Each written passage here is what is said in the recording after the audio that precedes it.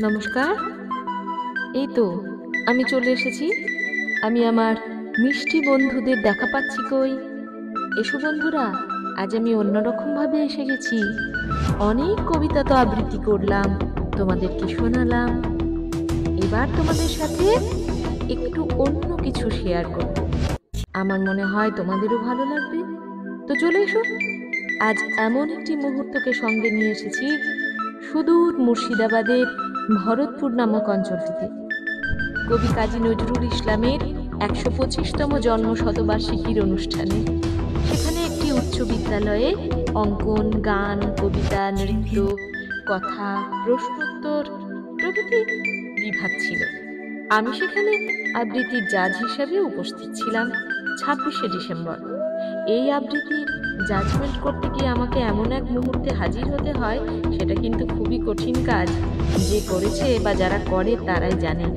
কারণ সেখানে খুব ছোট্ট ছোট্ট বাচ্চারা অংশগ্রহণ করে, তাদের মুখে হাসি ফোটাতে হয়। তারা কত কষ্ট করে কবিতা আবৃত্তি করে, সেটা হলো ফলাফল।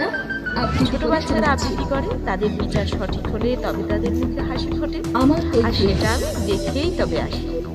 বিচারকের ভূমিকা ঠিক মতো পালন করার পর আমি একটি কবিতাও আবৃত্তি করি। বিদ্রোহী কবি কাজী নজরুল ইসলামের লেখা আমার কবি। তার কিছুটা অংশ আমি তুলে ধরেছি তোমাদের জন্য, তোমাদের কাছে। তারপর আমি জানতে চাইবো তোমাদের কেমন লাগলো। এবার আমি আসি আমার সংবর্ধনা অনুষ্ঠানে।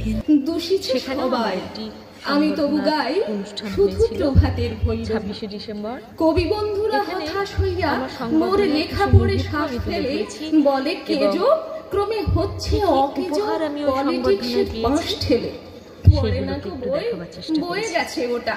কেহু বলে মাটি হলো হয়ে মোটা জেলে বসে শুধু তাস খেলে। কেহু বলে তুই জেলে ছিলি ভালো যেন তুই ছোটদেরও অনেক অনুষ্ঠান দেখাবো। আজকের মতো আসি, নমস্কার।